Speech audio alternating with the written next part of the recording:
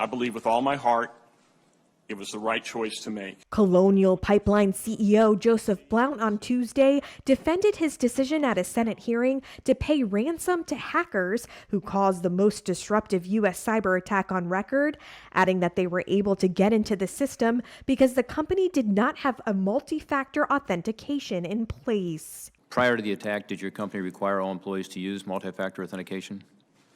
Ranking Member Porton, in the case of this particular legacy VPN, it did only have single-factor authentication.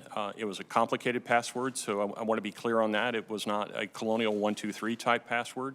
So would your advice going forward be that multi-factor authentication ought to be used? Ranking Member Porton, that's absolutely the correct advice. Security experts recommend two-factor authentication, which requires a secondary measure like a mobile text or hardware token, and most major companies require this.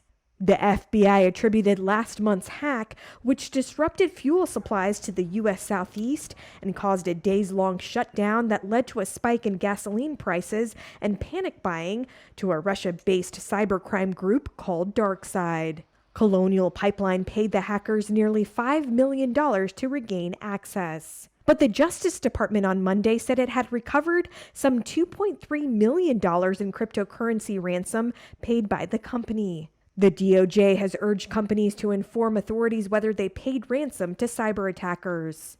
But during Tuesday's hearing, Blount said he believed the issue of paying the ransom did not come up in conversations with the FBI the day of the attack.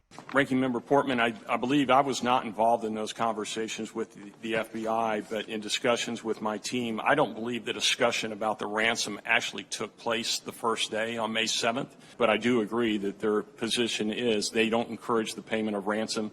It is a company decision to make.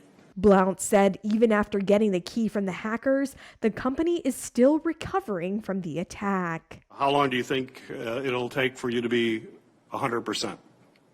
That's a great question, Mr. Chairman. Thank you for asking it.